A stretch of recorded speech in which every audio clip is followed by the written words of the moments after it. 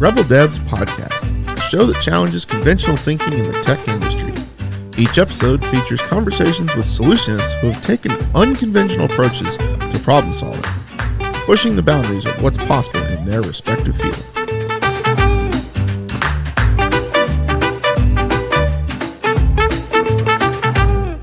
Join the Devolution. Hey y'all, this is your host, Vince Wood, and I am here with your other Rebel Devs, Tom and Jonah. This week we're wanting to focus a little bit on what happens when you get this data protection stuff right. We've all heard the horror stories, and if you don't believe us that it can go wrong, go look at news and type in ransomware. But we're not going to try not to traumatize people here. Tom, Jonah, how's it going so far today?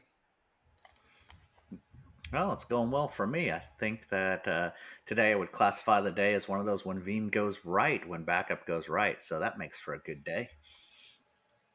Jonah?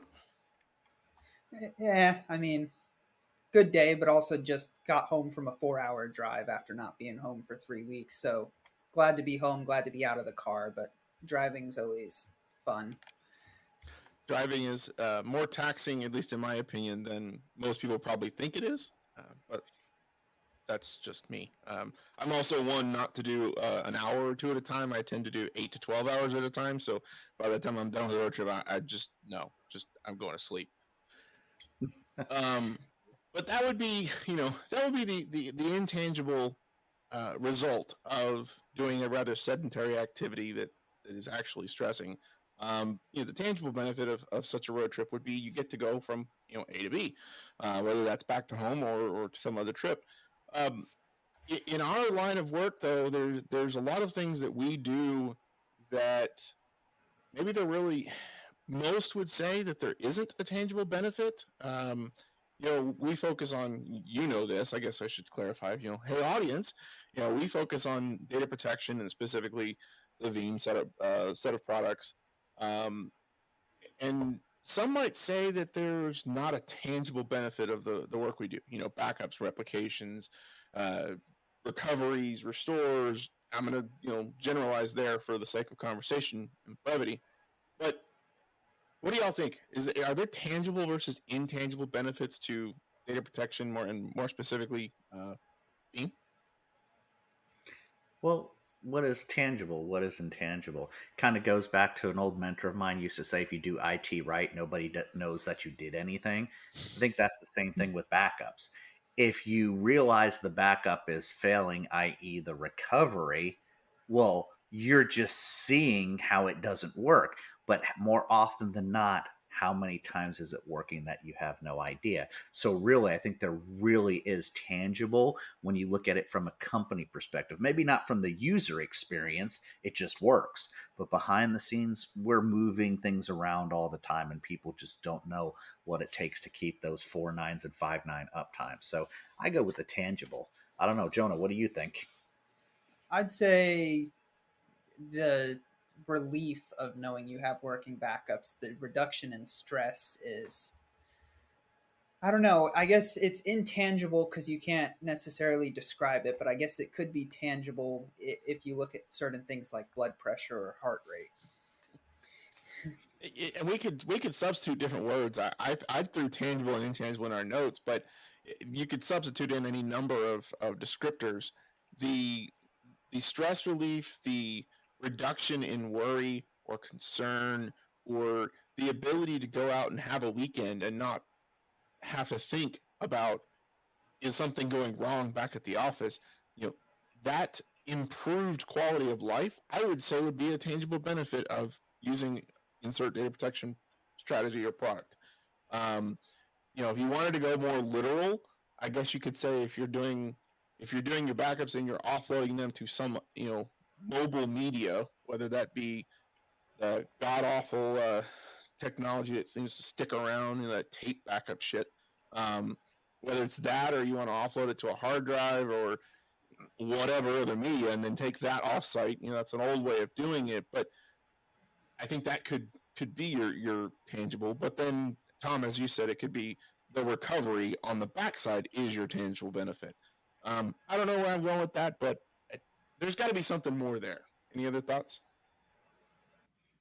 No, I think no, go ahead, Jonah. I was just going to say, kind of circling back to what Tom was talking about, on the cloud provider side, hosting those offsite backups, something I've always told customers in discussions and calls has kind of been, we're the service you want to pay for and never have to call or use. Yeah, I was kind of say the same thing. I'll often talk with clients. I'll be like, the worst part about DR as a concept is the sales pitch, and I don't necessarily mean my company pitching to a customer. I mean like the internal sales pitch. You're basically doing the world's worst life insurance pitch. It's like, Vince, everyone you love and have ever known is going to die horribly in the most bloody way you have ever done unless you buy this now, and then you will thank us. And you're just like, oh no. It's like fear driven, and most people underbuy it, and then they go through fear and they're like, you know what, I realize that Uncle Ted died and left nothing to Aunt Norma. I should really buy more. And so it really is the life insurance pitch out there. And that's the scary part for people. It's just they don't put enough value on it until you're in that recovery. So to me, it's always the recovery. Even when we talk failover, I'm always thinking recovery, hands down. And that's where, the rubber meets the road. It's a shame that we have to use FUD in order to get people to act, and that's in IT or any other industry. But that's just the human nature. You mentioned XYZ bad thing is going to happen, and we're talking about doing something for the peace of mind. But there's another way to obtain that peace of mind. We have a specific phrase for it in the IT space, but there's an old adage in the trades: measure twice, cut once. There's test fitting before you nail something into place or glue something into place. All these kind of things, verifying that what you're thinking you're doing is actually what you're going to get before you fully commit to it. In backups, it's called verification. It's called DR testing. It's called what's that? Help me out here, Jonah. That the Veeam way of doing it. Sure backup and Veeam recovery orchestrator.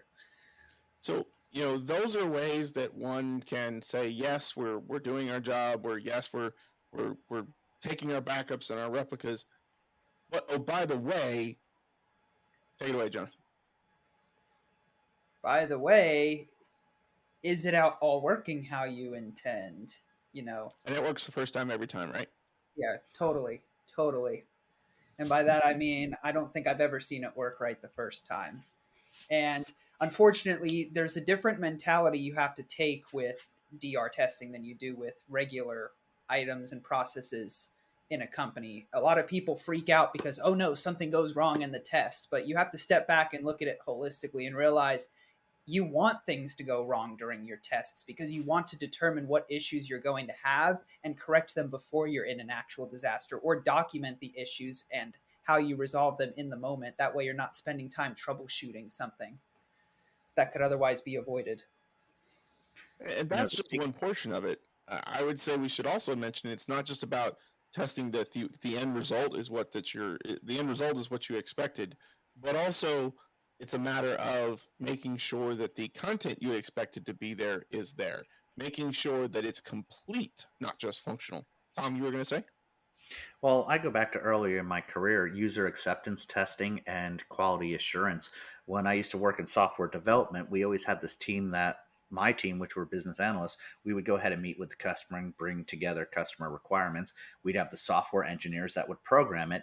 And then there was this person on the programming team, quality assurance, which would go ahead and say, what do we expect it to do? So let's find every which way in that it would be used, and then every which way it would be abused. And you would develop user acceptance testing to make sure once it passes those filters, you have to say, what did the customer expect? So high level, if I click my start button, I expect the window to open. But what if I arbitrarily pressed, window key W, and I'm not sure if that's the shortcut, and it popped up? some programs would be like, well, we never intended it to work that way. That's a bug. And any good UAT knows, well, no, you have to plan of how will the user not use it properly? How do we break it? Do we do verification? It's the same way with DR testing. I find so many people that go, no, we have to test, we have to test, we have to test. Never in the world did they ever sit down and say, what am I testing? Who is testing? What are we going to benchmark? They just come to this world of if they've turned on, they're successful. But are your queries happening in a reasonable amount of time?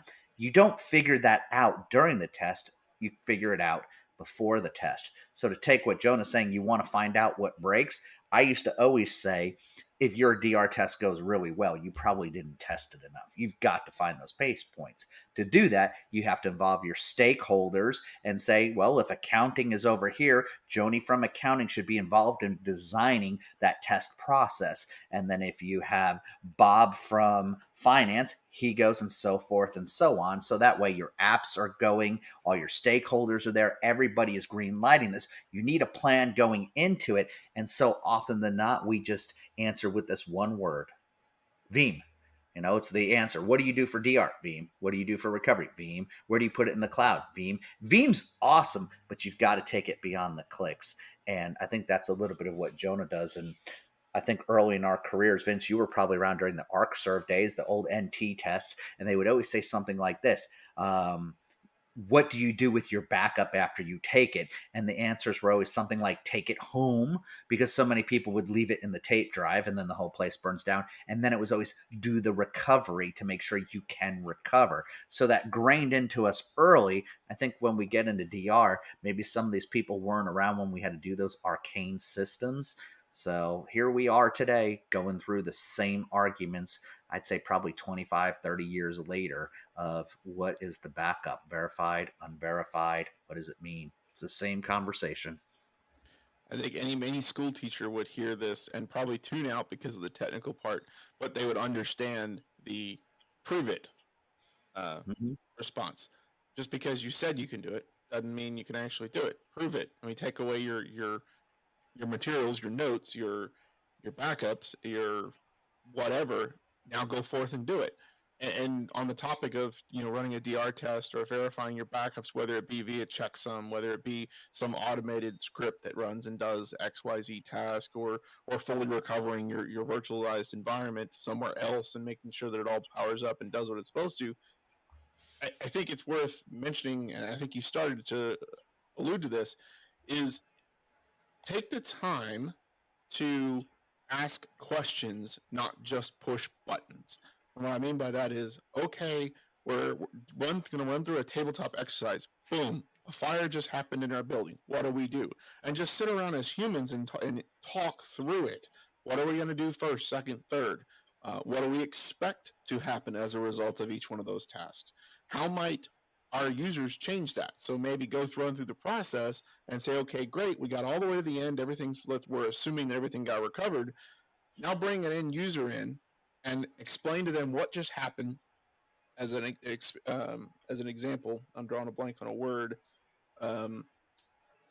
Explain the hypothetical situation to them and have them tell you what they're going to think to go do or react to in that type of scenario. Because walking through that tabletop exercise might result in things that you or I didn't think about. Man, it's funny you talk about this.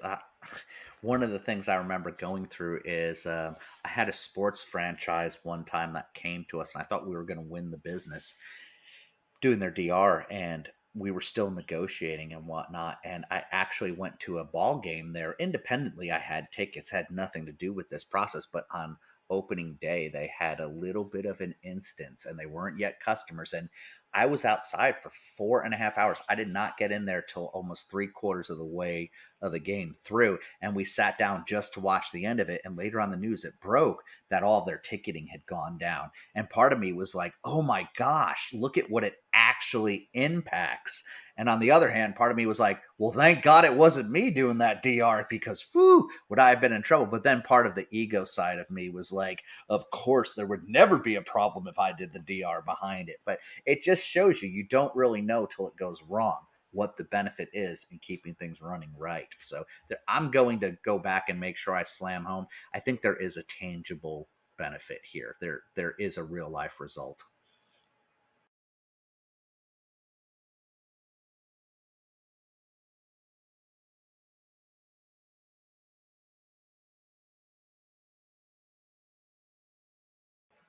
So the tangible benefit of being able to prove that you can actually recover your organization's data or your business's data, whomever's data it is, the ability to recover stuff is only part of it. We're talking about testing, we're talking about verification.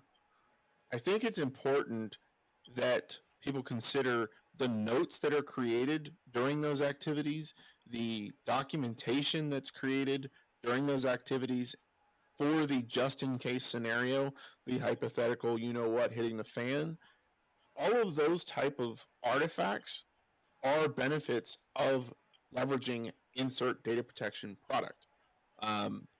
They're worth holding on to. They're worth turning into a book, a physical book that you can hand to your management and say, hey, if a fire broke out in this building, with this right here and the work that we've put in, we can go recover this business somewhere else. Being able to show that to someone to say, you're not paying us for us to sit here and just push buttons. Here's the actual result of our time. I don't, I'll throw this one to you, Tom. But if I came to you as the engineer on your team and said, here's our run book, here's our playbook in the event of a disaster.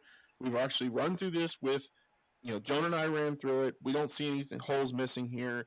We've engaged other teams, other end users. Here's what we're going to do in the event of disaster. As executive of different dev, how would you respond to that?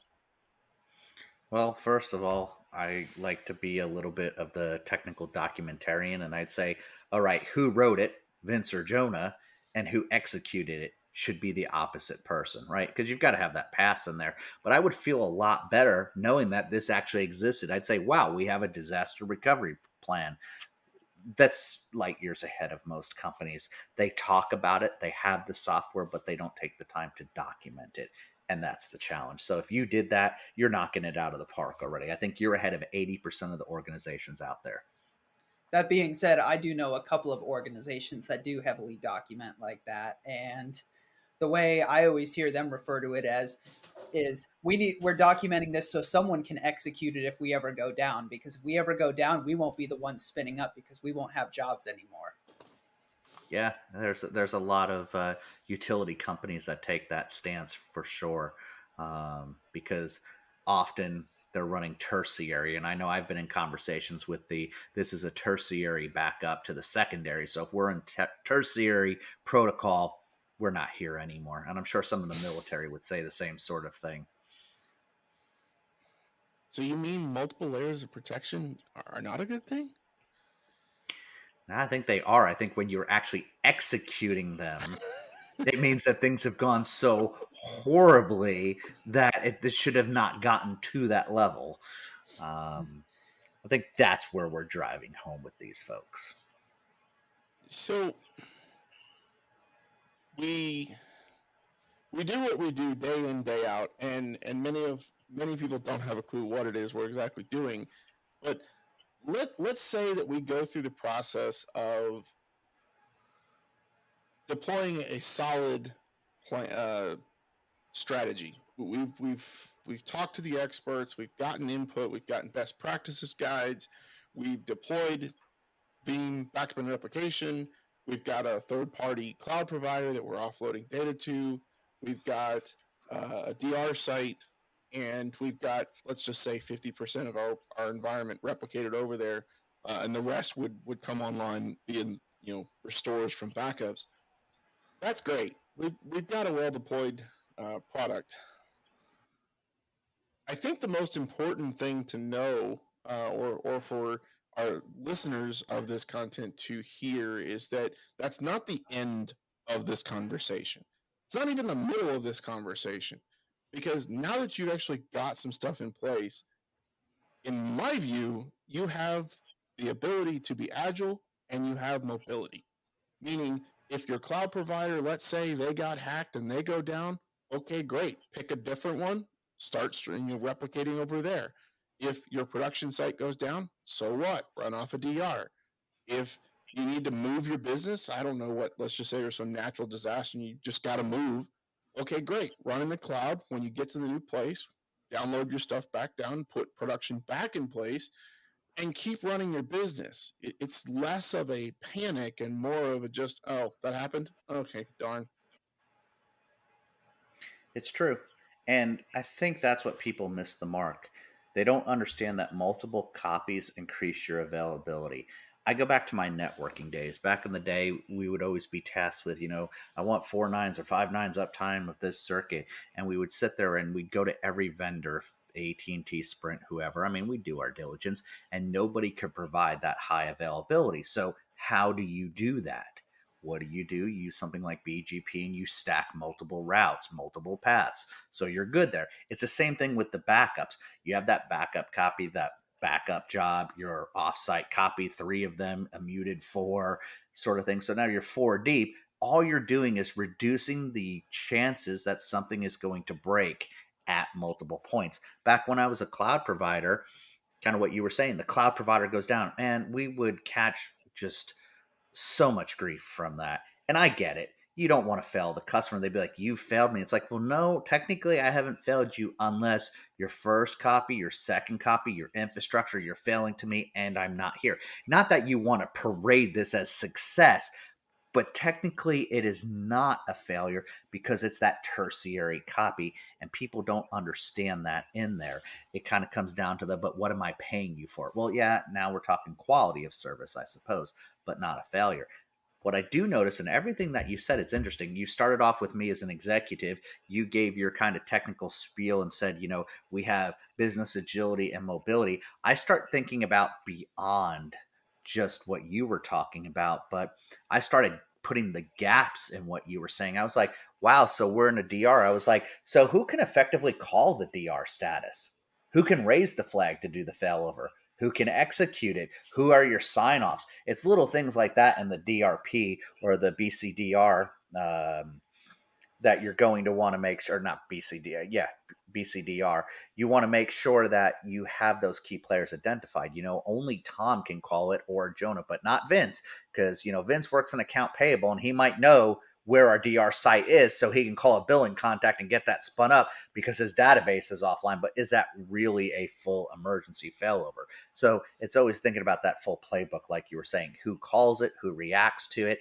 And interestingly enough, we get asked that quite a bit in our consulting of, well, can you build this, disaster recovery playbook? And it's like, well, we can to a degree. We can tell you for things in there, but you're going to know your business and you have to know who can execute, who the stakeholders are, when is down, and when is like down failover happening. Most people miss that in there and they lose some of that ability or agility and mobility because it'll click, but they don't know who should be executing the click and when. Well, and I think calling it a playbook is a little bit of a misconception too. Like, it is something you follow in a disaster, but I think a lot of people think about it just kind of as a one and done because, oh, it's a playbook, it's now written, but really it's a living document, right? I mean, you constantly have changes going on in your environment, adding and retiring new systems, maybe changing networks, employees joining or leaving the company. So how often are you reviewing that playbook? Is it with every change? Is it quarterly? Is everyone who's included in the playbook aware of the latest changes to it? Like maybe I leave the company tomorrow, who takes over as the designate who can declare a disaster? Well, and I want to rant right now, guys. So bear with me. I'm ranting. This is total rant mode.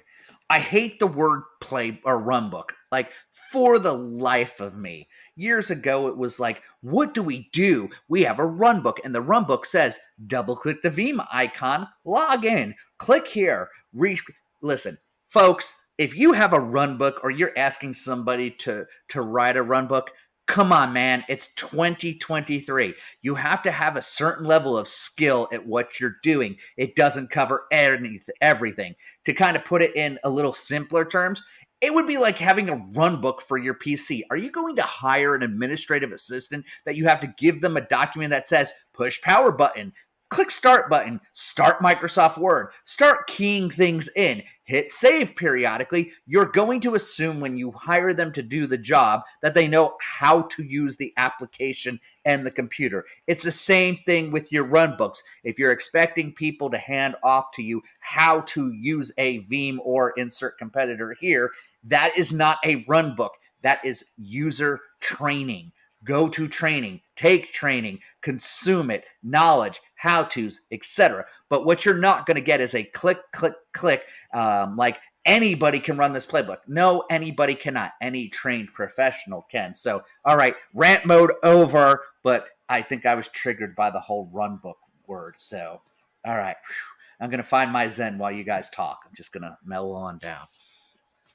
Jonah, why didn't you stop me? Why didn't you stop me before I triggered him? Come on now. You're supposed to be my friend.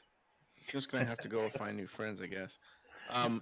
But that's what happens when you are trying to do the right thing and protect a business or a partner, insert whatever word you want to use for that organization that you're deploying this stuff for. You're trying to reduce the stress that they have to deal with in the event of an already stressful situation. Jonah, I don't know about you, but there's been several times where I was working with, let's just say a customer, and they didn't like the result of an operation, and they just let me have it, and verbally attacked me like, why does it work this way? Why doesn't it work this other way? Well, can we do can we change it in this way or that way? Can we go in this other direction?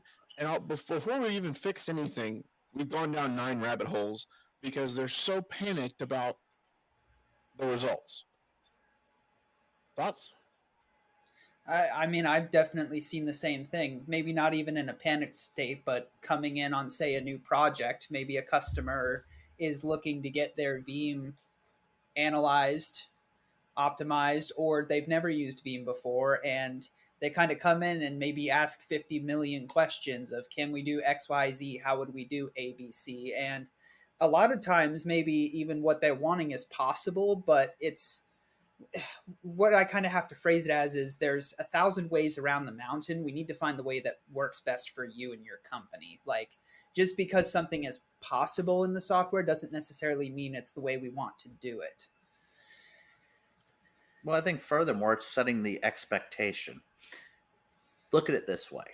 If we move into a DR test, we're very much analyzing why is that accounting record not coming back in 3 seconds? Guys, when I click a file on my desktop, it loads. When I click it off of the network server, it takes 1, 2, it works. I go to my Google Drive, OneDrive, 1, 2, 3, 4, 5. I've now clicked it and it's gone 1, 2, 3, 4, 5, 6. Explosion of the user. Now, take that same experience, but burn their building down and actually move their data. And you go 1, 2, 3, 4, 5, 6. And they go, oh, thank God it's working. And this is so amazing. It's setting the expectation for them to understand it's not running where it normally runs. It's running in a different location on different hardware. It will have a different user experience. So your expectation should be this. And again, in all honesty to the executive crowd out there, more often than not, what you're cutting are your IOPS or your speed or your equipment of how it runs. It's different from if I'm going to build a twin data center in a tier 3 facility or tier 4 and I own it, and it's going to have matching hardware with direct replication links versus, well, I want to save some cash, so let me use a cloud service provider, and those guys rock. They have multi-tiers in there. It's not going to be the same.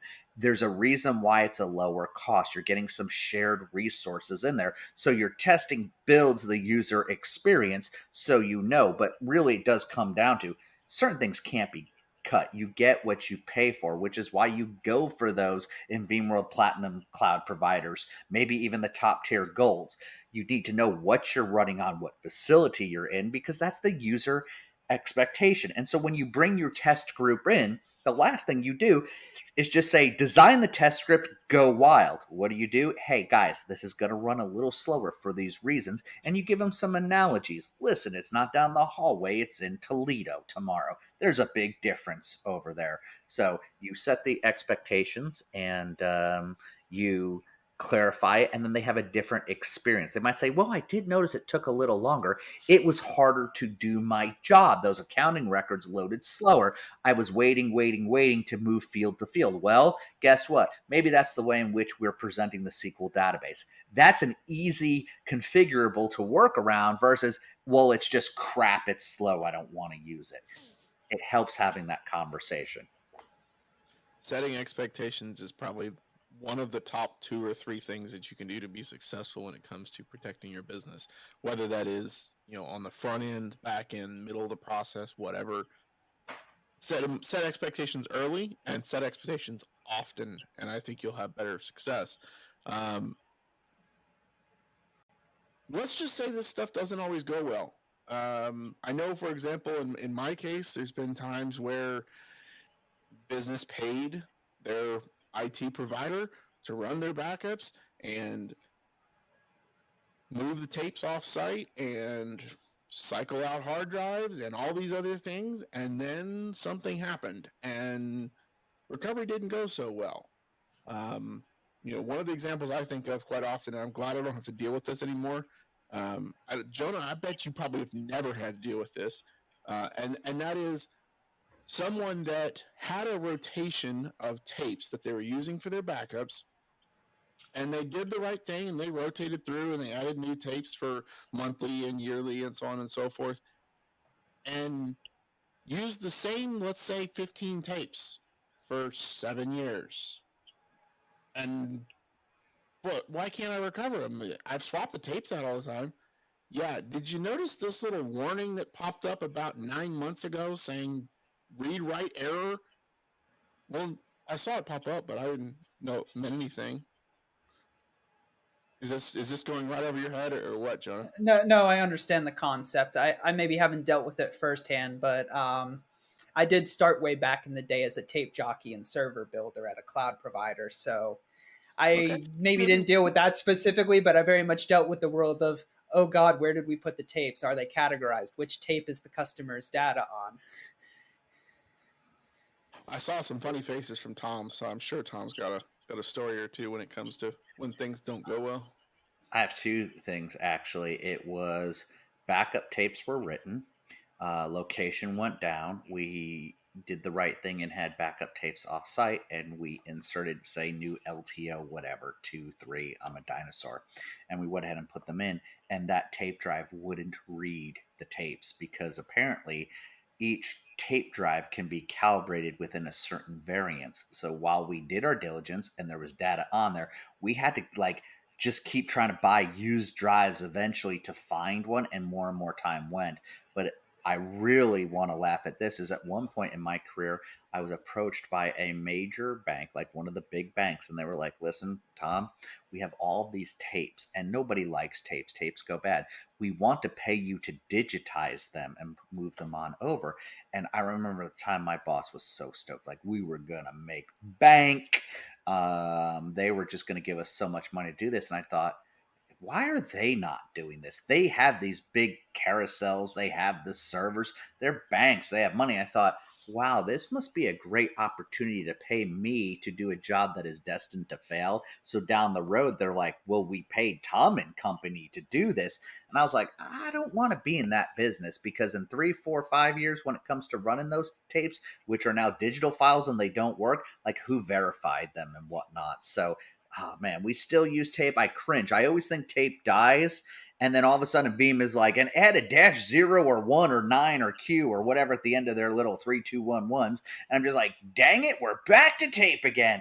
And so somebody talks to me and says, what do you think about tape? And I'm like, it truly is the only real air gap solution, and it's really, really solid, and I will never, ever tell you not to use it. But as quickly as I say that out of the left side of my mouth, my right side's going, do not use it ever, but you cannot hold me accountable for saying do not use tape because you might be in a situation where you want it. So I don't know, man. Vince, it's 2023 and we're still talking about tapes. It's been 30 plus years. And I'm sure those old, like, I don't even know what they were. Remember the mainframe magnetic tapes, whatever you call those? Those guys have probably been talking about it for 60 years going, talk to me about that, rookie. Oh, man, tape. Love it and hate it all day long. I think we can all get in on some laughs when it comes to hating on tape, and it's fun, but there's some truth in this, and whether it's tape or DVDs or I don't know any form of media, it has a shelf life. It has a usable technology run. It has there's an acceptable range, and at some point it's time to move on to a new technology. But the reason why I keep bringing it up is that you and I could go in and deploy Veeam for a customer, and their current stuff would work great. But I'd be willing to bet you $100, 3 months in, 6 months into that relationship, someone's going to say, hey, we have this backup that so-and-so took that's on this other media form over here. We've had it in the closet. We're missing a file. Can you help us get it? And then you go and look, and it's, a Bigfoot original hard drive, and that may be over Jonah's head a little bit, but LTO-23 tape, whatever it may be. And so you ask the question, okay, where's the device that you are using to record this backup? Oh, and they go quiet on you, and that's your note. You're in trouble, because then they say, oh, we got rid of that like 3 years ago, and now you have this media that they have data on, supposedly, that you need to recover from, but you don't have the device. And then you're going down the rabbit hole that Tom mentioned. You're going on eBay. You're going on insert other parts website, trying to figure, okay, how do I read this thing? I bring up this example partly because there's a new show out on I think it's Apple TV Plus. It's called Silo. Have y'all seen it? No. No. Okay. So post-apocalyptic world. However many people are living down inside of a nuclear silo, and they're not allowed to go outside because of insert bad thing outside. And if anybody listening to this has seen beyond episode 2 yet, don't spoil it for me or my family. But in the first 2 episodes, there is a character who finds a hard drive, and I was watching it with some family and an IT friend of mine, and we saw them flip the drive over and set it on a quote dock, and we saw the IDE connector go by in that little half frame as it was setting up on the dock, and we just started laughing because it was just a simple IDE drive. But in the show, it's this relic that is banned and it should not be accessed. That's got blueprints to the silo and I don't know what else because I haven't seen the rest of the show. But it's that relic, that artifact that someone has held on to. The podcast I created called IT Reality, the logo file talks about this as well. The logo for the IT Reality podcast is a film strip, and there's photos in the film strip. Well, the whole point of that was to say technology hangs around, sometimes longer than we really want it to. And I'm willing to bet that, Tom, you can probably think of someone in your family that probably has a box full of slides hanging around somewhere. People probably have some 8-track tapes hanging around. It doesn't matter whether it's music or content, video content. It doesn't matter whether it's, radio content or anything. These forms of media, they hang around, and you need to include, if you know about them, how to deal with the technology that you're going to use to protect the business 5 years from when you start writing to it, or however long you need to protect it for. Your business may have different compliancy or regulatory requirements. And think about how you're going to recover 5 years from now. Because if you don't, you may end up with one of these situations where, well, we tried. Well, to build upon what you're saying is, I think early in my career, I worked for a school district and we went through a platform change for attendance and grades and whatnot. And I worked for a retired IBMer. He was such a genius, like so much knowledge. I think he probably forgot more about IT than I ever knew at the time. And I remember we retired this system and we talked about backups. And so it was like, okay, we have backups. They back up to floppy, but we wrote this cool little script to get it digitized. But I remember at one point he was like, for our due diligence, we need to make sure that the application that can read those backups is around. And at that time, I want to say school districts were something like 100 years worth of data. So if this was the turn of millennia, it's like by the year 2100, we had to be able to read these backups. While we could keep the digitized format, well, how were we going to spin up a machine that could run MS DOS based applications to read this? So even think about it today. How are you going to find an emulated machine that you can virtualize, or is it going to run on hardware if you can find it, that you could restore these backups? So somebody that graduated back in 1995, for example, in 100 years could pull their high school transcripts. So even beyond media, it's where's the technology, like you're saying. There's so much to figure out there, and we have to think about past just the backup and what's our retentions. That's one of the reasons why retentions are so important. Lawyers tell you for one reason, I'll tell you for having to produce the system. And the retention period that a lawyer tells you that you have to abide by will vary depending on whether and what type of business you are. Uh, medical records is, I think, the number one example I think of. Current law requires a certain retention period for medical records, which varies and is different from the retention period for, say, speeding ticket records, which is different than your library rental records. Um, Jonah, have Well, you even been to a public library? I have. Actually, I was just gonna say, I think your examples just made the city of Dallas cry out in terror. yeah. Well, I don't think we want to name anybody names on the podcast and get haters right now. The only thing we hate on is Tate. City of Dallas, we think you're doing a great job of recovering out there. We know it's a tough time for you, by all means. So, how else have y'all had relevant products go bad? We talked about media failures. We talked about human failures. What other things should we worry about?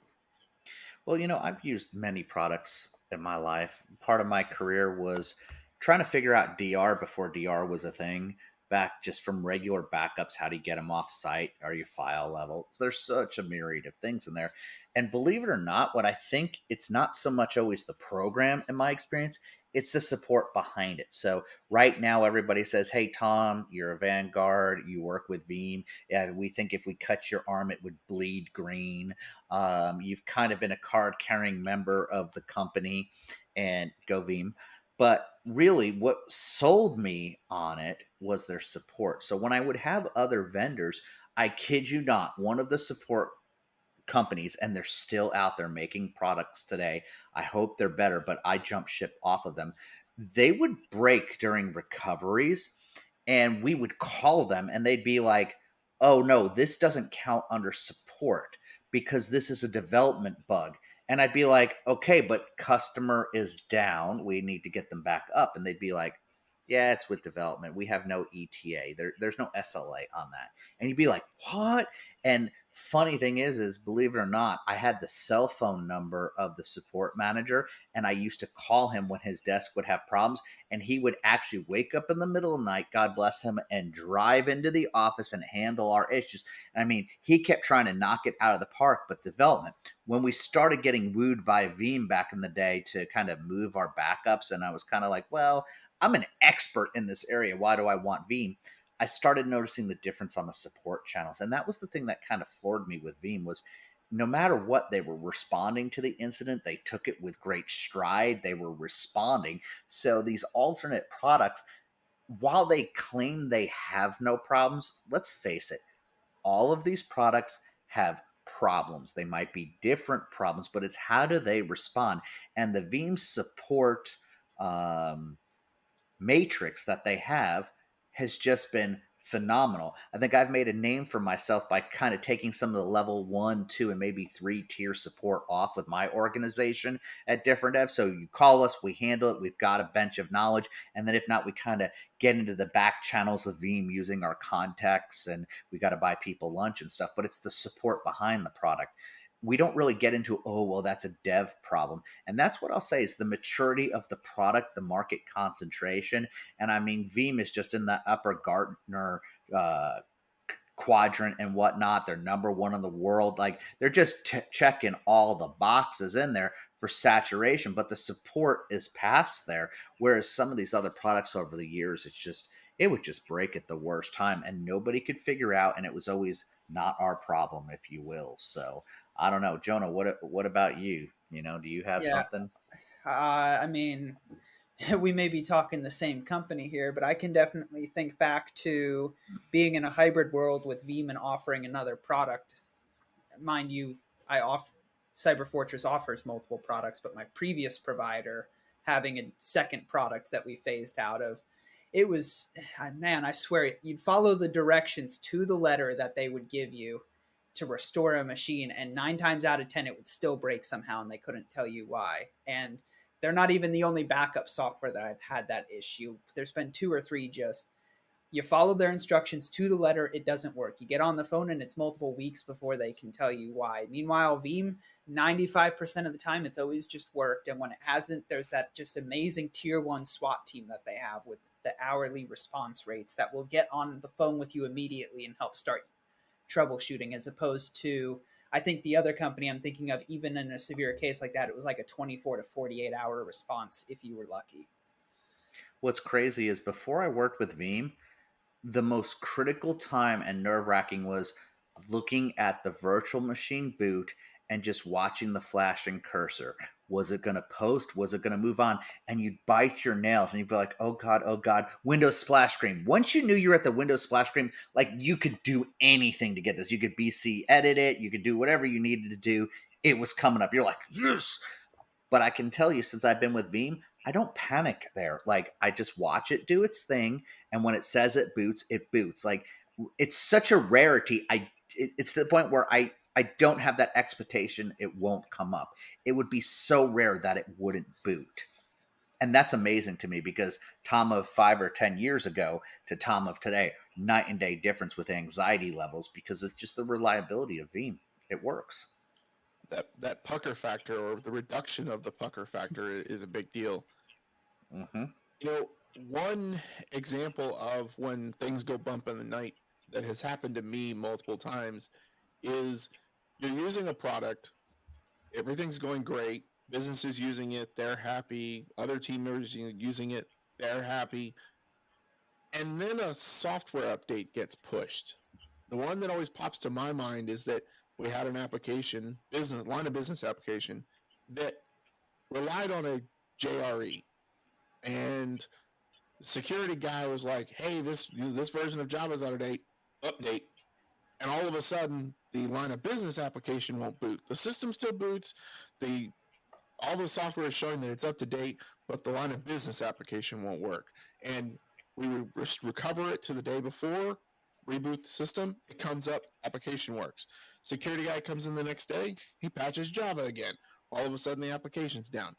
The backup product did its job, but there was a prerequisite somewhere in the stack that got updated.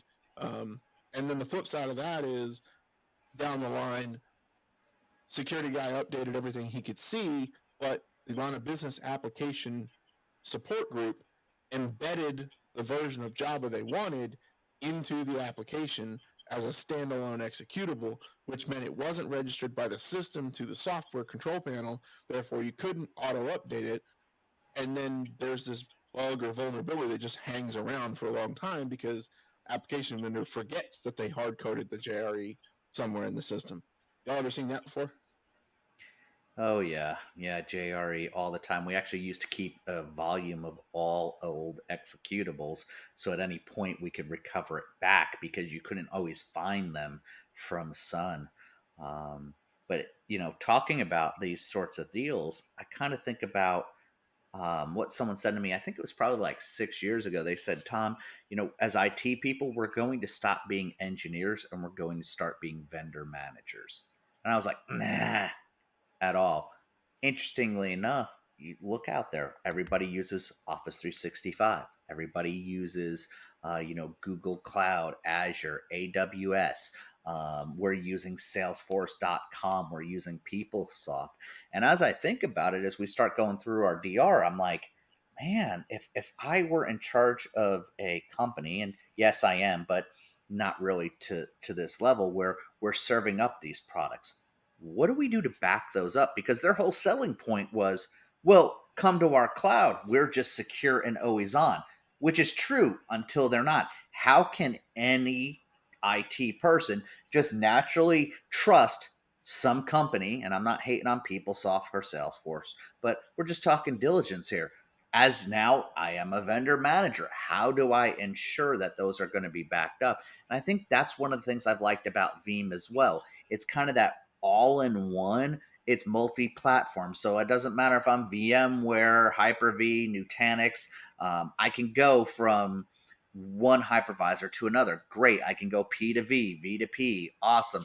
I can look at those clouds and protect workloads up there. But now they're into Office 365. So instead of having insert some other software to just do my email backups, I now have Veeam. And now with Salesforce.com, Kubernetes, it's like they're extending out to realize, hey, the average organization is going to use Teams. They're going to use OneDrive.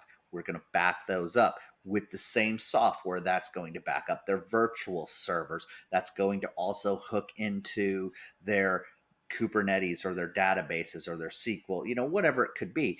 And I like that they're starting to now vendors for backing up, because as much money as I give Salesforce, and I use Salesforce, yay, go team, I still, out of my due diligence as an IT person, can't go, I trust you're always going to be up, because you're going to be up till you're not. And to me, the value is not necessarily in the uptime of Salesforce. It is, but it's my data. My value is data. I bought that. I curated it. I kept it. How could I not be responsible and back it up? And I think too often we go, well, if it's on PeopleSoft, that's their problem. Well, what do they always say, guys? Help me remember. What is that? It's not, there is no cloud, only someone else's computer. Isn't that the case? Like, what are they doing to bring stuff up? I mean, they may be using Veeam behind the scenes. I don't know. But for me, I need that independent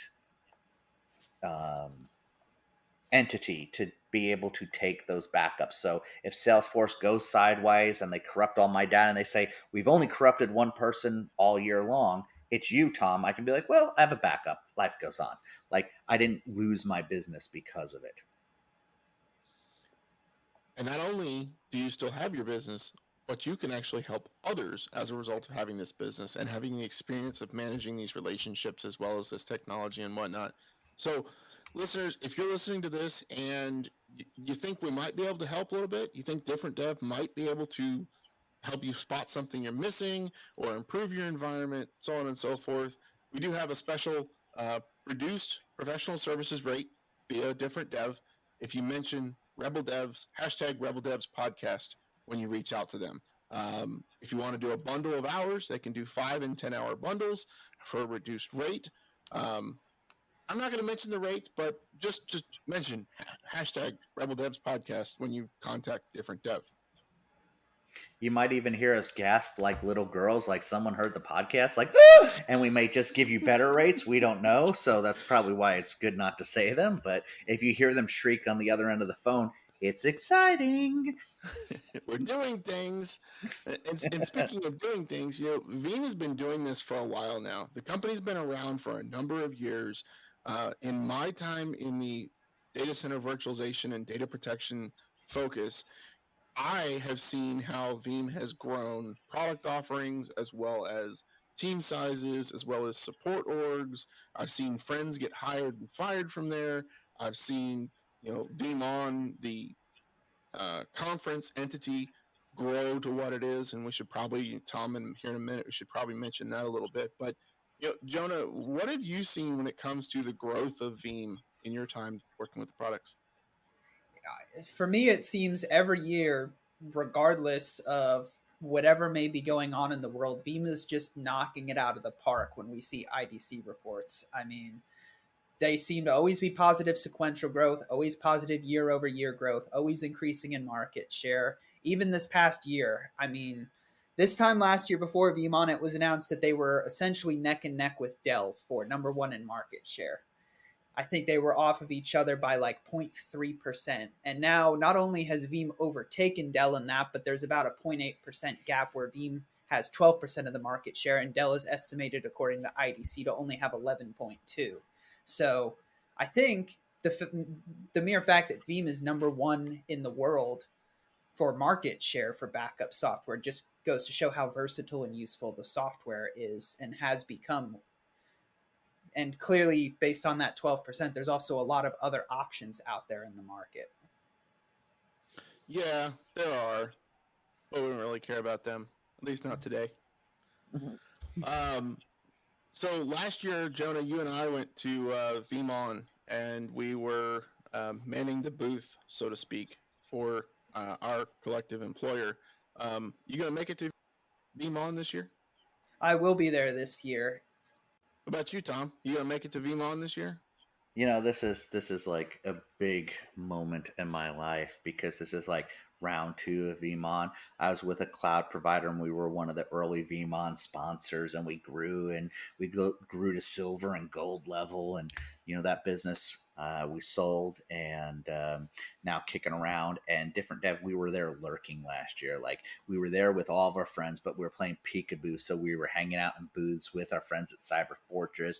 We were over hanging out at Global Data Vault. We were popping into Pure Storage. Like, we're just like, peekaboo, we're with Veeam. And they're like, oh, these are those different dev guys. What are they? And we're like, oh, we're Veeam accredited service partner. We do professional services, nobody else. And they're like, ah, cool. This year's awesome because this year we're actually a bronze level sponsor. We're going to have a booth at B13. We're going to be there. So if you're listening and want to come meet some cool people, pop on over. We've got some swag to give out. We'll be focusing on different dev, but also Rebel devs a little bit. So it's kind of exciting. It's like, I don't know, it's our graduation, if you will. So I guess it's like college graduation because I graduated once and became a sponsor. And now, like, I won't be lurking. I'll actually have my own place to stand, which is awesome. And some of my teammates will be out there. So definitely stop on by and see us for VeeamOn 2023. And FYI, if you're not going yet, you need to go to this one because Vegas was cool, but we've all been to Vegas. Like, Vegas is old after 2 days.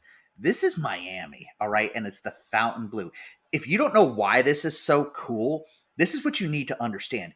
Watch the James Bond movie Goldfinger, and where they're playing cards out by the pool, that is the pool at the Fountain Blue. Now, they've renovated it quite a bit over the years, so it's not like 1960s pool, but it is like top of the line, cabanas, beautiful. The beautiful people are there. Maybe they'll let me buy there because I'm not a beautiful person. You have the water right there. The Fountain Blue is a gorgeous hotel. So definitely, you know, this is the VeeamOn to be at, man. Miami Beach is just gorgeous. And I'll be not too far away from different dev over at the CyberFortress booth, manning the booth again, as Vince put it. But this year will be a little different, not just manning the booth, but unfortunately, there were a lot of people that submitted for speaking sessions at VeeamOn this year. And one of the disadvantages to the Fountain Blue, my understanding, is that the space for sessions during the day is a little limited. And unfortunately, not everyone made the cut because there was a record number of submissions this year. So I'll actually be hosting both in our virtual booth and in person several demo sessions on some new Veeam functionality. So some Veeam backup for Salesforce demos and showing off some of the new monitoring and integrations for Veeam backup for Microsoft 365. They're live at the booth and virtually. I heard there's something else, though, Jonah. You're being a little bit modest. I heard during one of the little breakout sessions that there could be some announcements on a project you've been working on. Is that like green light to share, or am I like speaking so of we're not supposed to forbidden? share details, but yeah, I was going to get there next because I did promise that I would plug my buddy for this because we've been working on a project. So if you're attending VeeamOn, you really should attend the A to Z automation journey session hosted by Maurice Kevnar and Joe Hughes, because there is going to be a special announcement there in the session. Can't say the details yet. No deets, but we're totally like something cool is going to happen. It could be the most awesomest thing ever, and then you're going to cry because you were there and you missed it because the session was going on. So go see Maurice and Joe over there, and you'll hear something cool that's going on, because I'm pretty excited for it. I think it's a Well, first for Veeam. Plus, I've seen a couple of their slides, and it looks like a pretty intriguing session from what I've seen. By a couple, I mean maybe 2 of the, I don't know, 26 plus. I guess there's at least 26 because it's A to Z. Well, I have a unique VeeamOn statistic in the fact of year over year going and asking to speak. They've not asked me to speak. No, I'm just kidding. I don't put in for it, but I love just sharing that little statistic that my streak is going strong. You won't be trapped in a room with me. Well, you might get trapped in the room with me depending where you stand, but there's usually 2 doors in and out. So you'll be safe to a degree, but no time. He won't be voluntarily held hostage while he's on stage, is what he's saying. Yeah, that's true. Whereas now you're all like, where's the pause button, the skip button, the go back? I don't know. So I think we're about to start running off our listeners, so we should probably wrap this up before we get too far down that rabbit hole. But I think to sum it all up, there are reasons why getting data protection strategies in place and well documented and learning from past mistakes, that there are many, many reasons for doing all of this. It's not just because some government organization says you need to. There's a lot more to it. But until next time, I'll keep everything backed up. Look for that green check mark, that success button. Whether you're a seasoned solutionist or just starting out, the Rebel Devs podcast is a must-listen. So join us. Comment, share, and subscribe. Be part of the Rebel Devs.